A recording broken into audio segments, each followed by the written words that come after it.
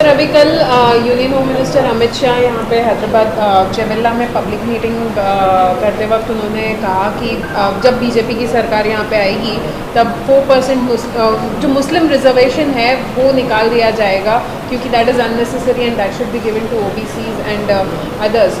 आप क्या कहना चाहेंगे, क्योंकि पहले ये कर्नाटक में इन लोगों ने बीजेपी की सरकार ने स्क्रैप किया और अब अमित शाह का ये बड़ा बयान आ रहा है, आप कैसे देखते हैं? देखिए, जब बीजेपी की नेशनल एग्जीक्यूटिव कमेटी की मीटिंग हैदराबाद में हुई थी तो आप तमाम मीडिया के ज़िम्मेदारों ने एक न्यूज़ को कैरी किया था कि भारत के वज़ीर आज़म ने बीजेपी के लोगों से कहा कि पसमानदा मुसलमानों की बात करो। अब बीजेपी की और प्रधानमंत्री की वो बात बिल्कुल झूठ पर बनी थी, वो सच्चाई नहीं थी उसमें, इसलिए कि तेलंगाना में जो रिजर्वेशन मिल रहा है BCE कैटेगरी में वो मुसलमानों में जो कास्ट हैं उन कास्ट को मिल रहा है। और PS कृष्णन की रिपोर्ट बनाई गई, उसको उस वक्त के आंध्र प्रदेश के OBC कमीशन ने अपनी रिपोर्ट बनाई, उसको एक्सेप्ट किया और उसके बाद ये 4% रिजर्वेशन मिल रहा है जिसको सुप्रीम कोर्ट के स्टे पे चल रहा है। तो ये झूठ है अमित शाह का बोलना, जो भारत के होम मिनिस्टर हैं। हम उनसे उम्मीद ये कर रहे थे कि सच्चाई को बयान करेंगे। उनको ये सच्चाई बयान करना था कि OBC कमीशन की रिपोर्ट में कास्ट अमंग द मुस्लिम्स को ये मिला है और उसमें बोल दिया गया कि ये कास्ट अगर होंगे तो उनको 4% रिजर्वेशन नहीं मिलेगा। आखिर बीजेपी पसमानदा मुसलमानों की दुश्मन क्यों है? आखिर क्यों बीजेपी अमित शाह और प्रधानमंत्री जो मुसलमानों में पसमानदा मुसलमान जो डॉक्टर, इंजीनियर, स्कूल के टीचर्स बन रहे हैं, नर्सेज बन रहे हैं, स्टेट पब्लिक सर्विस कमीशन में तेलंगाना में जा रहे हैं, उनसे इतनी नफरत क्यों है? बीजेपी इनके डेवलपमेंट के खिलाफ क्यों है? इनके एम्पावरमेंट के खिलाफ क्यों है बीजेपी? और कब तक बीजेपी नेगेटिविटी और नफ़रत को फैलाएगी? आप क्यों भारत के जो मुसलमानों में जो कास्ट हैं, जो जिनको संविधान के आर्टिकल 15 और 16 के तहत जिनकी सोशल एजुकेशनल बैकवर्डनेस का एक एम्पिरिकल डेटा है, कृष्णन की रिपोर्ट है, OBC कमीशन रिपोर्ट है, फिर उसके बाद सुधीर कमेटी की रिपोर्ट है, फिर तेलंगाना की OBC कमेटी ने उस सुधीर कमेटी रिपोर्ट को लेकर देखा और एक्सेप्ट किया कि यस, मुसलमानों के सोशल एजुकेशनल बैकवर्डनेस का एक एम्पिरिकल डेटा है। आप क्यों इसके खिलाफ हैं? क्यों आप मुसलमानों को तरक्की करना से देखना नहीं चाहते? भाई, अगर एक मुसलमान में जो बैकवर्ड क्लासेस हैं या कास्ट हैं, अगर उनके बच्चे डॉक्टर, इंजीनियर बन रहे हैं, स्टेट पब्लिक कमीशन में DYSP पुलिस ऑफिसर बन रहे हैं, RDO बन रहे हैं, तहसीलदार बन रहे हैं, टीचर बन रहे हैं, नर्सेज बन रहे हैं, कांस्टेबल में रिक्रूटमेंट हो रहा है, तो आपको इतनी तकलीफ क्यों हो रही है? आप क्यों मुसलमानों को मार्जिनलाइज करना चाहते? क्यों मुसलमानों को एलिनेट करना चाहते? और भारत के होम मिनिस्टर से और भारत के प्रधानमंत्री से हम पूछना चाह रहे हैं कि तेलंगाना की असेंबली में एक रेजोल्यूशन पास हुआ था जिसमें यह कहा गया था कि तेलंगाना के शेड्यूल्ड ट्राइब का रिजर्वेशन 6% से 9% कर दिया जाए। आप क्यों उस पर खामोश बैठे हैं? बताइए, करिए ना आप। और दूसरी बात, तेलंगाना की असेंबली में मुसलमानों में जो कास्ट हैं उनको 12% रिजर्वेशन का एक रेजोल्यूशन पास हुआ, एक्ट बनाया गया, उसको होम मिनिस्ट्री में है। अमित शाह क्यों जवाब नहीं दे उसका? और आपने कर्नाटका में निकाल दिया, सुप्रीम कोर्ट ने क्या कहा अभी तक वो नहीं जानती क्या बीजेपी? तो ये ऑल इन ऑल जो है बीजेपी का एक सिस्टमिक तरीक़ा है कि मुसलमानों को डेवलपमेंट से, उनके एम्पावरमेंट से रोका जाए। वो उनकी गरीब जो कास्ट है मुसलमानों में, उनके बच्चे पॉलिटिकली, सोशली, एजुकेशनली एम्पावर ना हो। इसीलिए तो बीजेपी के पास ना तो कोई मुस्लिम MP है, ना बीजेपी के पास ना कोई मुस्लिम मिनिस्टर है। ये उनकी खुली नफरत की निशानी है और ये पॉलिटिक्स ऑफ डिसअपियरेंस बीजेपी कर रही है मुसलमानों के लिए। कर्नाटका की आप मिसाल दे रहे हैं, कर्नाटका में वो जो इंटरिम रिपोर्ट के ऊपर आप कास्ट को निकाल सकते हैं क्या? रिजर्वेशन नहीं निकाल सकते, कंप्लीटली अनकॉन्स्टिट्यूशनल, इलीगल है। अच्छा, वो इंटरिम रिपोर्ट पब्लिक डोमेन में भी नहीं है, आप दीजिए पब्लिक डोमेन रिपोर्ट लिखे कर्नाटका की। तेलंगाना में तो ये है फैक्चुअल पोजीशन, ये है जो भारत के होम मिनिस्टर सच्चाई को नहीं बयान किए। कल एक और बात भी बोले होम मिनिस्टर कि केसीआर की जो कार है, बीआरएस की कार है, वो ओवैसी के स्टीयरिंग से, ओवैसी उसकी स्टीयरिंग चलाते हैं। बीजेपी की जो गाड़ी चल रही है ना, वो देश में आरएसएस के तरफ से चल रही है। बीजेपी की जो सत्ता चल रही है, जहां पर उनकी सत्ता है, वहां पर एनकाउंटर के नाम पर कत्ल कर दिया जाता है। जो लोग उनकी पुलिस कस्टडी में होते हैं उनकी मौत हो जाती है। जिसका ज़ाती घर होता है उनके घर को बुलडोज़र से तोड़ दिया जाता है। गोश्त के नाम पर मारा जाता है, बल्कि गोश्त के नाम पर जुनैद और नसीर को ज़िंदा जला दिया जाता है। देश में आज बेरोज़गारी नौजवानों का मुक़द्दर बन गया। आज हम सबसे ज़्यादा हमारे पास पूरे विश्व में अगर नौजवान बेरोज़गार हैं तो भारत में है। चीन हमारी ज़मीन पे कब्ज़ा करके बैठ चुका है। पाकिस्तान से आतंकवादी आकर हमारे देश के सिपाहियों को मार रहे हैं। ये इस पर बात नहीं करती अमित शाह, इस पर बीजेपी बात नहीं करती। मगर मुद्दा क्या है? मुसलमान से ख़तरा है, मुसलमान को हम डेवलपमेंट होने नहीं देंगे। ये उनकी पॉलिटिक्स है। यूनिफॉर्म सिविल कोड पे चर्चा चल रही है सर। कहा माना यह जा रहा है कि अगले चुनाव से पहले यूनिफॉर्म सिविल कोड किया जाएगा। और दूसरा सर, रिजर्वेशन के सवाल पे अमित शाह का कहना है कि मुस्लिमों को 4% रिजर्वेशन दिया जा रहा है, वो SC ST OBC छीन के दिया जा रहा है। देखिए एक मिनट तेलंगाना, मैं फिर से आपके समझाने के लिए और आपके सुनने वालों के समझने के लिए कह रहा हूं कि तेलंगाना में रिलीजन के ऊपर नंबर 1 रिजर्वेशन नहीं मिल रहा है। मुसलमानों में जो बैकवर्ड कास्ट हैं उनको मिल रहा है, जिसमें बता दिया गया कि ये कास्ट को रिजर्वेशन मिलेगा, इनको नहीं मिलेगा। तीसरा, किस बुनियाद पर मिल रहा है? कृष्णन साहब ने, लेट कृष्णन साहब जो सोशियोलॉजी के एक माहिर हैं, जो मंडल की रिपोर्ट में बनाने में उनका रिपोर्ट था, उन्होंने रिपोर्ट बनाई और उस वक्त के आंध्र प्रदेश के OBC कमीशन ने अपनी रिपोर्ट बनाई, उस पर 4% मिला। फिर सुप्रीम कोर्ट ने उस पर स्टे दिया। तो बीजेपी का ये जो बाजा बज रहा है कि रिलीजन के नाम पे मिल रहा है, वो नहीं मिल रहा है। मुसलमानों में जो कास्ट है उनके सोशल एजुकेशनल बैकवर्डनेस का एक एम्पिरिकल डेटा की रिपोर्ट है, नंबर 1। नंबर 2, तेलंगाना बनने के बाद तेलंगाना की गवर्नमेंट ने सुधीर कमेटी बनाया। उस सुधीर कमेटी ने मुसलमानों का सोशल एजुकेशनल बैकवर्डनेस की एक एम्पिरिकल डेटा की रिपोर्ट बनाई, जिसको तेलंगाना की BC कमीशन ने और एक रिपोर्ट बनाई, उसको एक्सेप्ट किया और 12% रिजर्वेशन देने के लिए बात की, जिसको तेलंगाना की असेंबली ने इसको एक्ट बनाकर, रेजोल्यूशन बनाकर मिनिस्ट्री होम अफेयर्स भिजाया, जहां पर अमित शाह साहब मिनिस्टर हैं। तीसरी बात, आप कह रहे हैं कि शेड्यूल्ड ट्राइब का, तेलंगाना की असेंबली में एक रेजोल्यूशन और एक्ट पास करके भारत की सरकार से, यानी मिनिस्ट्री होम अफेयर्स से, सोशल जस्टिस मिनिस्ट्री से ये पूछा गया, बताया गया, डिमांड किया गया कि ये तेलंगाना सरकार का डिमांड है कि शेड्यूल्ड ट्राइब्स का रिजर्वेशन 6 से 9% किया जाए, आप क्यों नहीं करते? आखिरी बात, मोदी सरकार 50% रिजर्वेशन को पार क्यों नहीं करती? ब्रेक करिए इस बैरियर को 50% के। आप इकोनॉमिक वीकर सेक्शन के नाम पर जो भारत की आबादी का 20% हिस्सा है उनको 10% दे रहे आप। जो भारत की आबादी का 80% हिस्सा है उनको 50% क्यों दे रहे आप? 50% ब्रेक करिए, बताइए कि आप रिजर्वेशन देना चाह रहे हैं पूरे बैकवर्ड कम्युनिटीज़ को। आपकी मोहब्बत है ही नहीं उनसे। जब चुनाव आता तो आप बताए थे कि मोदी जी OBC हैं। अरे भाई 50% की लिमिट को ब्रेक करिए, पार्लियामेंट में कानून बनाइए। आपके पास 300 MP हैं, ब्रेक करिए। हम डिमांड करते हैं 50% रिजर्वेशन को ब्रीच होना चाहिए। आप सेंसस की रिपोर्ट नहीं लाते OBC की, डरते हैं आप देने के लिए, क्योंकि मालूम हो जाएगा कि OBC का सेंसस कितना है, और जब OBC का सेंसस बढ़ के मालूम हो जाएगा तो आपका पॉलिटिकल पावर आपसे छीन लिया जाएगा। मोदी जी की कैबिनेट में सबसे ज्यादा अगर मिनिस्टर हैं तो अपर कास्ट के हैं, OBC क्यों नहीं है बताइए? SC क्यों नहीं है बताइए? आप जब खड़े होकर बोलते हैं SC ST की, तो मिनिस्टर क्यों नहीं है आपके? ज्यादा तो अपर कास्ट के लोग हैं मोदी जी कैबिनेट में। सर, यूनिफॉर्म सिविल कोड पे किरण रिजिजू का कहना है कि जल्द ही लाया जाएगा यूनिफॉर्म सिविल कोड। इस देश को यूनिफॉर्म एम्प्लॉयमेंट की ज़रूरत है। इस देश को प्राइस राइज को कंट्रोल करने की ज़रूरत है। इस देश को इन चीज़ों की ज़रूरत है। बेरोज़गारी नौजवानों का मुकद्दर बनता जा रहा है, आप नहीं करना चाह रहे हैं उस पर।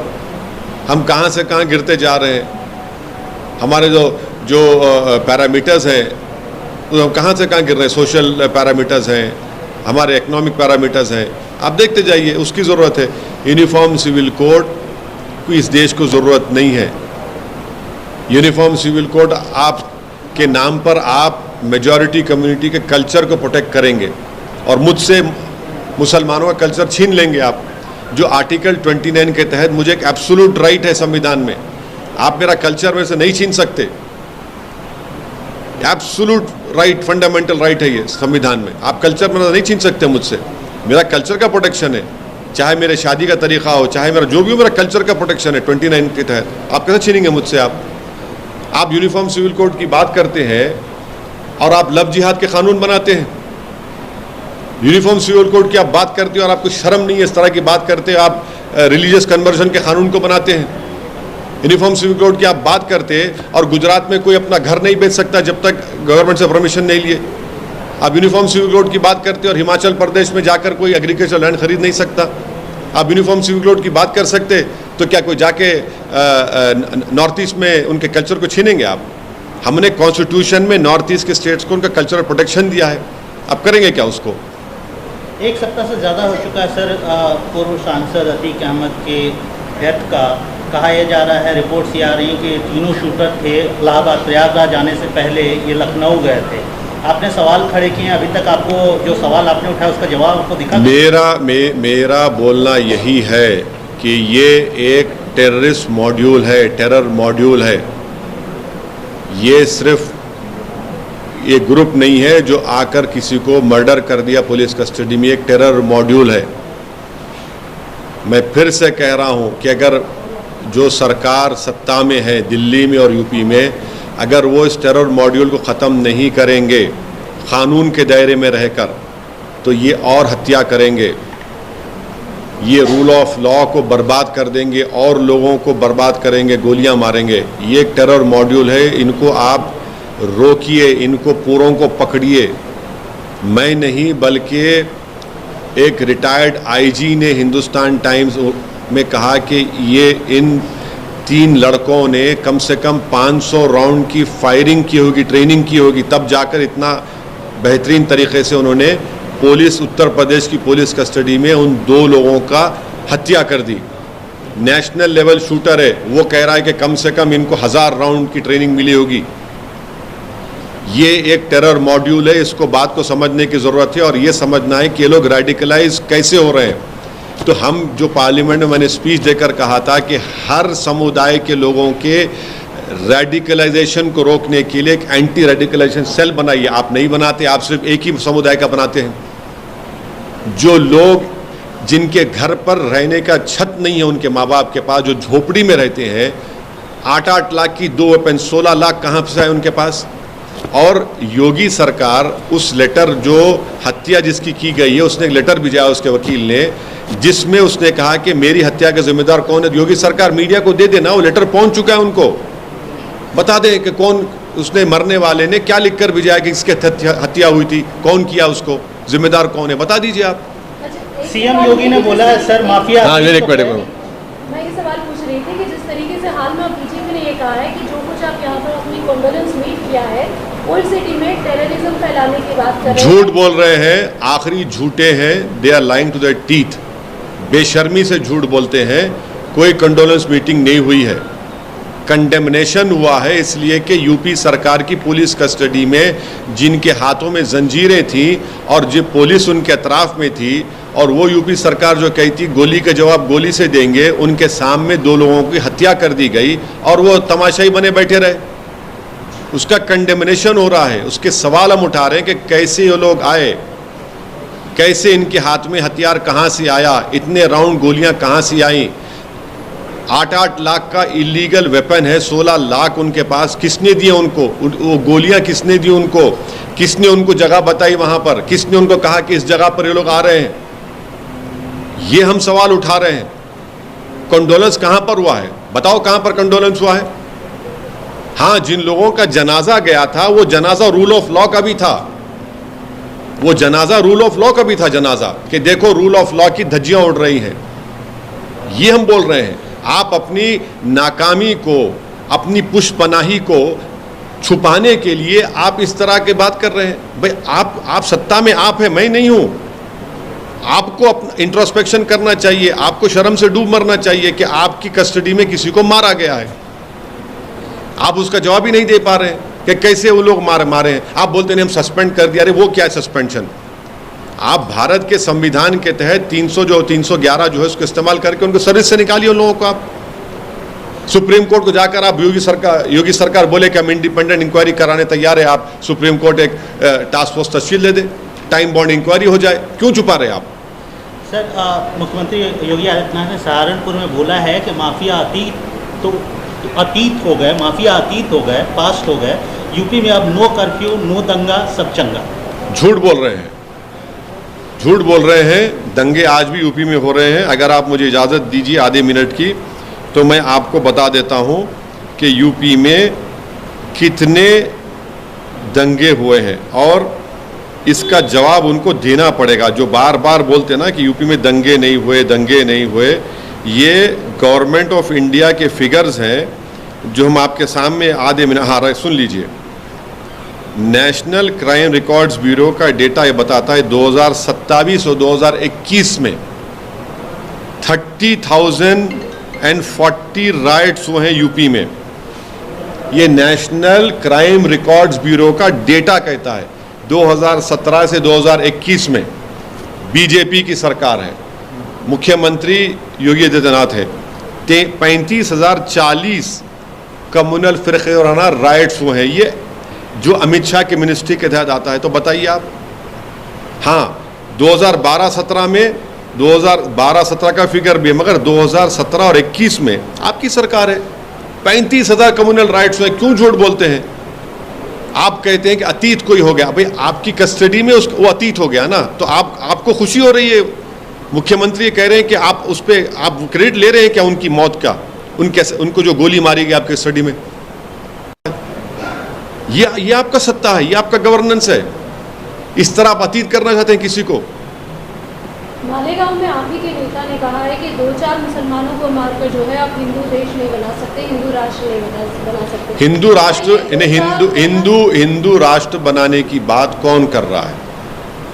ये सब आरएसएस से ताल्लुक रखने वाले हैं जो गांधी, अंबेडकर और भारत के जो मुजाहिदीन आज़ादी से मोहब्बत करते और करते रहेंगे। वो तो हिंदू राष्ट्र की नहीं बात कर रहे हैं। जो एक हिंदुत्व की आइडियोलॉजी को मानते हैं वही तो हिंदू राष्ट्र की बात कर रहे हैं। उनसे पूछिए आप क्यों कैसे बात कर रहे हैं। जब तक अंबेडकर का बनाया हुआ संविधान रहेगा, ये देश जो संविधान में हमने कहा कि सेक्युलर डेमोक्रेटिक रिपब्लिक रहेगा, जब तक अंबेडकर का बनाया हुआ संविधान रहेगा, इस देश में लड़ाई होगी लिबर्टी, इक्वालिटी, फ्रेटर्निटी और जस्टिस के लिए। आप इस लिबर्टी को, इक्वालिटी को, फ्रेटर्निटी को, जस्टिस को बीजेपी मानती है नहीं मानती? बताइए हमको। नहीं, उनका ये कहना कि 2-4 लोगों की, हाँ 2-4, देखिए मौत तो हुई ना 2 लोगों की, आपकी कस्टडी में हुई, मेरी कस्टडी में तो नहीं हुई ना।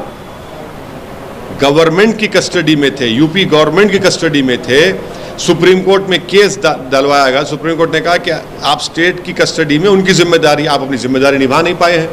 आपकी कस्टडी में मौत हुई ना, कोई लोग आसमान से तो नहीं आए। वो उन लोगों ने, ये मैं कह रहा हूं जिन्होंने उनको मारा है, वो एक टेरर मॉड्यूल का हिस्सा है। वो टेरर मॉड्यूल का हिस्सा है। याद रखिए इस बात को। अगर आपको लग रहा है कि ये रेटरिक है, ये आप अपने पैरल पे ले लीजिए। हम आपको बता रहे हैं कि ये रेडिकलाइज लोग हो चुके हैं जो बंदूक से अपने आइडियोलॉजिकल कमिटमेंट्स को, गोल्स को फुलफिल करना चाहते हैं। ये हमारे देश के लिए खतरा है। इस तरह के लोग जो बंदूक और गोली इस्तेमाल करके लोगों की हत्या करके अपनी आइडियोलॉजिकल ऑब्जेक्टिव्स को हासिल करना चाहते हैं। तो फिर कोर्ट किस लिए, पब्लिक प्रोसिक्यूटर किस लिए, सीआरपीसी एविडेंस किस लिए, जजेस किस लिए हैं? अगर ये लोग तय कर लेंगे सब चीज़ को, किसकी हत्या करना, किसकी हत्या नहीं करना, किसको अतीत बना देना। सर नीतीश कुमार बिहार के मुख्यमंत्री हैं, अपोजिशन यूनिटी के मुहिम में जुड़े हुए हैं। ममता बनर्जी से बंगाल में मुलाकात हो रही है, कोलकाता में मुलाकात हो रही है, कहा यह जा रहा है कि समाजवादी पार्टी के चीफ से ही मुलाकात हुई अखिलेश यादव से। आप इस अपोजिशन यूनिटी को कैसे, आपने पहले भी इस पर बात की है, लेकिन फिर से हम जानना चाहेंगे ये जो अब विजिबल एक यूनिटी की मीटिंग दिख रही है, इसको आप कैसे देखते हैं? इब्तदाई इश्क है, देखिए आगे होता है क्या। अभी बहुत से लंबे फासले हैं, हुनूस दिल्ली दूरस्थ है अभी। मतलब अगर आपको बुलाएंगे तो आप जाएंगे? मेरे को कहाँ बुलाएंगे? बुलाएंगे तो नहीं, देखिए मुझे नहीं बुलाएंगे क्योंकि उनको मेरी सच्चाई से उनको नफरत है, उनको मेरी सच्चाई से नफरत है। और सच्चाई क्या है? नीतीश कुमार कितनी मरतबा बीजेपी से मुख्यमंत्री बने, कितने मरतबा छोड़े? लेकिन अब तो मैं अरे अब कल का कौन गारंटी देगा? आप देंगे? आप लोग देंगे? देश देगा क्या? आप तो असेंबली में खड़े होकर मुख्यमंत्री नीतीश कुमार ने कहा था कि हम मिट्टी में मिल जाएंगे, भाजपा में नहीं जाएंगे। चले गए आप चले गए। आपने कहा था असेंबली में खड़े होकर मिट्टी में मिल जाएंगे, आप चले गए। भाई आप खुद ही उस पर स्टैंड नहीं करते और फिर आप उल्टा बीजेपी के साथ चले जाते हैं आप। तो देखिए, तो आपको अभी प्रैक्टिकल नहीं लगता सर ये? कांग्रेस एंटी बीजेपी की बात हो रही है और तीसरा सदन ये बन रहा है, तो आप कैसे आप anti Congress anti BJP anti Congress front बन रहा है, मतलब दोनों के लिए अलग करके एक तीसरा मोर्चा बन रहा है। तीसरा मोर्चा बन रहा है। अब आप अगर आप मतलब तीसरा एक तरीके से यूनिटी बन रही है, तो ऐसे में आप एक तरफ कहते हैं कि आप कांग्रेस में भी नहीं है, भाजपा में भी नहीं है, और दूसरी तरफ कहते हैं कि भाजपा को हराना है तो सबको एकजुटता दिखानी है। तो जब सब एकजुट हो रहे हैं तो आप क्यों उनसे अलग दिख रहे हैं? एक कहाँ हो रहे हैं? एक कहाँ हो रहे हैं? कौन कह रहा है एक हो रहे हैं? मुलाकात हो रही है। हाँ, मुलाकात हो रही है, चाय पीएंगे, बिस्किट खाएंगे, समोसा खाएंगे, घर जाके सो जाएंगे, और क्या होगा? और क्या? आप ये कहना चाह रहे हैं कि वो मीटिंग का कोई रिजल्ट? अरे बहुत सी मीटिंग हुई है ऐसे, कितने मरतबा मीटिंग नहीं हुई है? बहुत मरतबा मीटिंग होती। उसके बाद क्या होगा? 24 के बाद क्या होता नहीं मालूम ना। अभी तो 24 बहुत दूर है।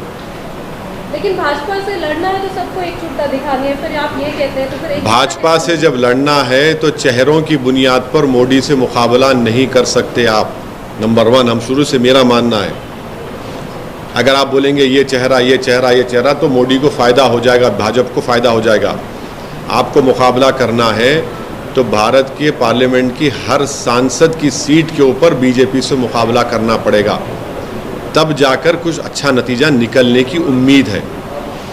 ये ग्राउंड रियलिटी मैं आपको बता रहा हूँ। और दूसरी बात, आप आइडियोलॉजी पे कहाँ स्टैंड करते हैं? आप में और बीजेपी की आइडियोलॉजी में एक विजिबल डिफरेंस दिखना चाहिए। वो विजिबल डिफरेंस दिख रहा है कि आपको बताइए। आप बिहार के मुख्यमंत्री हैं और आप तो सबसे मिलने जा रहे हैं। कहाँ जा रहे हैं? बंगाल जा रहे हैं, दिल्ली जा रहे हैं, यूपी जा रहे हैं। मगर आप जिस प्रदेश के मुख्यमंत्री हैं वहाँ पर एक 100 साला मदरसा है जिसका नाम मदरसे अजीजिया को जला दिया गया। आप वहाँ पर जाकर विजिट नहीं करते?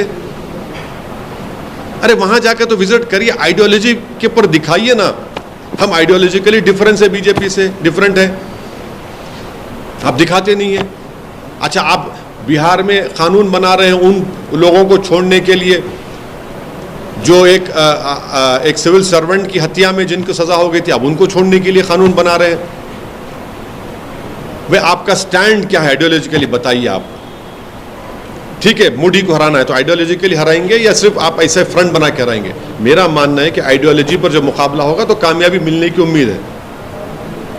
महाराष्ट्र के विकास अघाड़ी को लेकर जो है एनसीपी सुप्रीमो शरद पवार ने कहा कि आज अघाड़ी है लेकिन आगे क्या होगा गठबंधन? संजय राउत ने भी कहा सरकार बहुत जल्दी गिरने वाली है। वो वही कुछ बोल सकते हैं, शरद पवार साहब ही बोल सकते हैं उनकी पार्टी के बारे में, मैं नहीं बोल सकता। परसों अदानी से भी दिल्ली होगा। हाँ, अदानी से भी वो उनसे पूछिए, मेरे से क्यों पूछ रहे हैं आप? सर, आपकी जो स्टेट में अलायंस, नॉन ऑफिशियल अलायंस है सर, बीआरएस पार्टी भी इस अपोजिशन अलायंस के लिए कोशिश कर रही है, नॉन ऑफिशियल अलायंस के लिए। क्या अगर वहाँ से अप्रोच होगा तो आप साथ देंगे? नहीं, अभी तक तो कोई मेरे से अप्रोच नहीं हुआ बीआरएस की तरफ से, ना मेरी कोई उनसे बातचीत हुई है।